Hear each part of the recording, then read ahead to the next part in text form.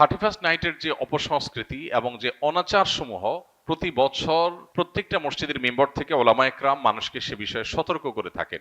আমাদের দায়িত্বের অনেকগুলো জায়গা আছে। সবকিছুর আগে আমাদের যে করণীয় সেটি হলো আমাদের নিজেদের আগে অনুধাবন করতে হবে, গভীরভাবে উপলব্ধি করতে হবে যে 31st নাইটের এই কালচারের ক্ষতিকর দিকগুলো কি। একটা বিষয় তো পরিষ্কার, সেটা হলো আল্লাহ রাব্বুল আলামিন কোরআনে কারিমে সূরা হাশরে বলেছেন, ওয়ালা তাকুনু কাল্লাযীনা নাসুল্লাহা ফাআনসাহুম আনফুসাহুম, তোমরা সেই মানুষদের মতো হয়েও না যারা আত্মভোলা হয়ে গেছে।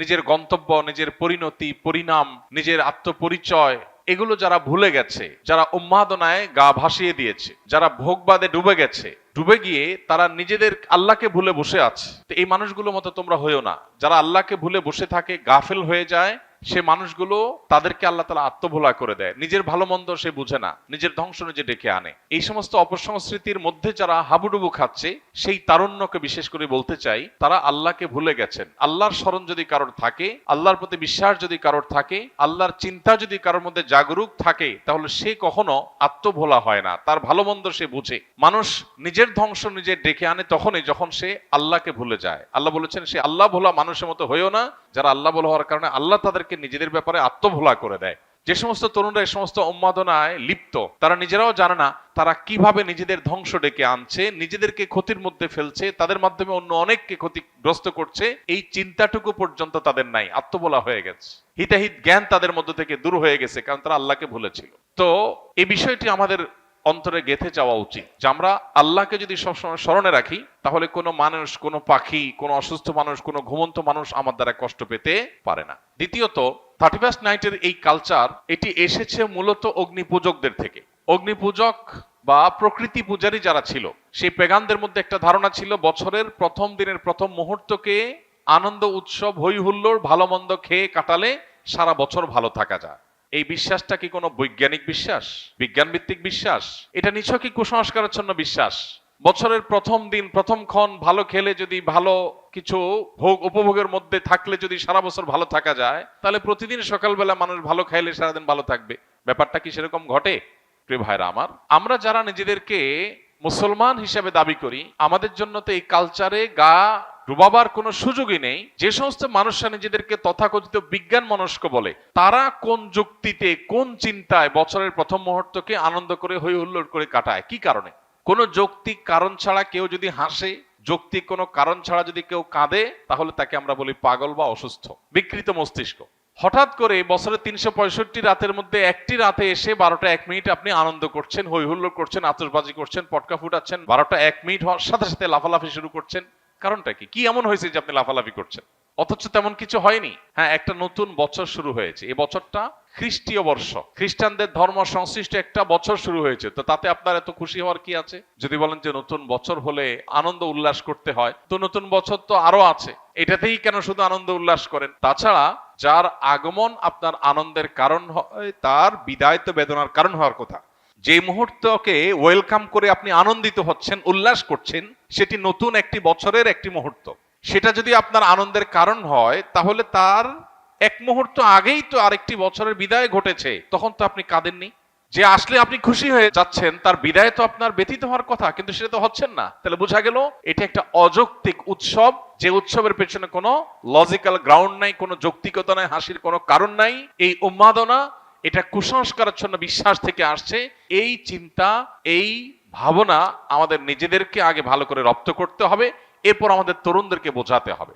এরপরে যে বিষয়টি আমাদের লক্ষ্য করা দরকার, সেটি হলো আমরা প্রতি বছর দেখি এই আতশবাজির ফলে আমাদের সমাজে মানুষের জীবনের নিরাপত্তা এটা হুমকিতে পড়ে, স্বাস্থ্য ঝুঁকি তৈরি হয়, পরিবেশ বিপর্যস্ত হয়, তরুণদের মধ্যে ভোগবাদের উন্মাদনা তৈরি হয়, নীতি নৈতিকতা, আখলাক এটার অবক্ষয় ঘটে। এই সবগুলো বিষয় এই একটি অপসংস্কৃতির মধ্যে আছে। অন্য কোনো অপসংস্কৃতির একটার মধ্যে এত খারাপ দিক নাই। গত কয়েক বছর আগে প্লাস্টিকের কারখানায় আতশবাজির আগুন লাগার কারণে একজন নারী উদ্যোক্তা নিঃস্ব হয়েছেন, সব গণমাধ্যমে সংবাদ হয়েছে, কিন্তু আতশবাজি থামেনি। একটি শিশু মায়ের কোলে আতশবাজির বিকট আওয়াজে হার্ট অ্যাটাকে মৃত্যুবরণ করে তিনি, তার ঘটনাটি আদালত পর্যন্ত গিয়েছে, কিন্তু আতশবাজির এই উন্মাদনা এখনো থামেনি। এরকম না জানা বহু ঘটনা ঘটছে। প্রতি বছর আমরা দেখতে পাই বিভিন্ন ভিডিও ফুটেজে যে বিভিন্ন জায়গায় অসংখ্য পাখি মরে পড়ে আছে। কারণ আতশবাজির যে ধোঁয়া, এই ধোঁয়া এতটা বিষাক্ত যে এ বিষয়ে বিশেষজ্ঞগণ বলেন যে পার্টিকুলেট ম্যাটারের পরিমাণ আকাশে সাধারণত যা থাকে তার চেয়ে কয়েক গুণ বেড়ে যায় আতশবাজির আগুনের ফলে। এর কারণে বৃদ্ধ, শিশু, শ্বাসকষ্টে ভোগা রোগীরা যারা আছেন, এটা তাদের জন্য অনেকটা নীরব ঘাতকের মতো ভূমিকা আসে এবং তাদের জীবনকে ধ্বংসের দিকে নিয়ে যায়। ঠিক একইভাবে এই বিকট আওয়াজের কারণে মানুষের কানের যে সহ্য ক্ষমতা আছে সেটার চাইতে বেশ খানিকটা বেশি আওয়াজ তৈরি হওয়ার কারণে এর ফলে মানুষের হার্ট অ্যাটাকের সম্ভাবনা তৈরি হয়, অসুস্থ মানুষদের আরো অসুস্থ হওয়ার, মৃত্যুর মুখে ঢলে পড়ার আশঙ্কা তৈরি হয়। পশু পাখি, বিশেষ করে ছোট ছোট পাখিগুলো যেগুলো আছে, সেগুলো মৃত্যুর কারণ হয় হার্ট অ্যাটাকের কারণে। অতএব এ ধরনের একটা স্বাস্থ্য ঝুঁকি আছে।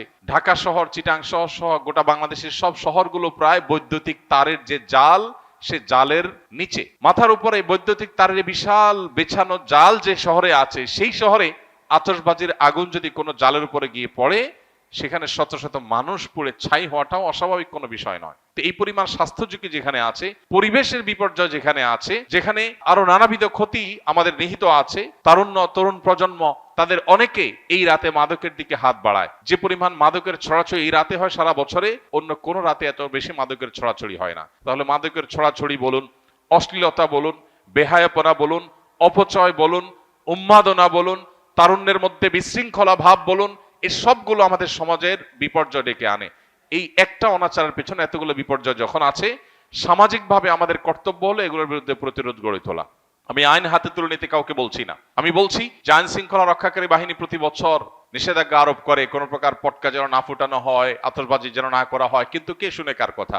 অতএব বাড়িওয়ালারা যদি তাদের ছাদগুলো বন্ধ করে রাখেন, বাবা মারা যদি তাদের সন্তানদেরকে বোঝান, এবং তরুণরা যদি তারা সংঘবদ্ধ হয়ে বিপদগামী তরুণদেরকে বোঝান, কাউন্সেলিং করেন দলে দলে, তারা যদি সমাজে অনাচার বন্ধের জন্য উদ্যোগ নেন, আইন শৃঙ্খলা রক্ষাকারী বাহিনীর ভাইদেরকে সহযোগিতা করেন, তাহলে সেক্ষেত্রে হয়তো সমাজে এই অনাচার থামতে পারে। আমরা আমাদের কাজ করে যাব, হ্যামিলনের বাঁশিওয়ালার মতো সতর্ক করে দেওয়া, মানুষকে সজাগ করা, এই কাজটা ওলামা ইকরাম করছেন, করবেন। যদি মানুষ না শুনে, আমাদের জাতিকে যদি আমরা না শুনতে পারি, সেটা হবে আমাদের দুর্ভাগ্যজনক অধ্যায়। আল্লাহ তাআলা আমাদের তারুণ্যকে এই পশ্চিমা অপসংস্কৃতির ছোবল থেকে রক্ষা করুন। এই অযৌক্তিক উন্মাদনা থেকে আমাদের তরুণদেরকে আল্লাহ তাআলা হেফাজত করুন। এমনিতে আমাদের তরুণদের মধ্যে ভোগবাদ, উচ্ছৃঙ্খলা, উন্মাদনা, হেয়ালিপনা এগুলো এতটা চরমে পৌঁছেছে যে নীতি, আদর্শ, জীবনের লক্ষ্য, এই সব কিছু থেকে তরুণের বড় একটা অংশ ছিটকে পড়ে গেছে। তো এরকম পরিস্থিতিতে প্রতি বছর এই 31st নাইটের উন্মাদনা আমাদের তারুণ্যকে আরো জাহান্নামমুখী করে দেয়, তাদের জীবনকে আরো ধ্বংসের দিকে নিয়ে যায়। এই অপসংস্কৃতি আমাদের দেশে রাষ্ট্রীয়ভাবে নিষিদ্ধ ঘোষণা করা উচিত, এবং এটি যেন সমাজে কোনোভাবে স্থান না পায়। এটা আমাদের কালচার না। এই কৃষ্টির সাথে এই মাটির মানুষের, এই দেশের মানুষের ধর্মের কোনো কিছুর কোনো সম্পর্ক নেই। সেখানে এটাকে আমদানি করে প্রতি বছর যে পরিমাণ টাকা আমাদের তরুণদের একটা অংশ আকাশে ওড়ান, বরং যে পরিমাণ টাকা আতশবাজির নামে আগুনে পোড়ান, তার সিকিভাগ খরচ করলেও বহু শীতার্ত মানুষের, কনকনে শীতে কাঁপা মানুষের শীত নিবারণ করা সম্ভব হয়ে যেত। দুর্ভাগ্য আমাদের যে আমরা আনন্দ করবার জন্য আকাশে টাকা পোড়াচ্ছি, এবং সেটার পেছনে যৌক্তিক কোনো গ্রাউন্ড নেই। কেন পোড়াচ্ছি, কেন হাসি করছি, কেন আমি উৎসব করছি, কেন হই হুল্লোড় করছি, সেটা আমি জানি না। গভীর রাতে যখন বহু মানুষ শুয়ে আছে, বিকট আওয়াজে গোটা শহরকে প্রকম্পিত করা, আর যা হোক, কোনো কমন সেন্স থাকা, ন্যূনতম দায়িত্বশীলতা, দায়িত্ববোধ থাকা কোনো যুবকের কাজ হতে পারে না। আল্লাহ তাআলা আমাদের তারুণ্যকে বোঝার তৌফিক দান করুন।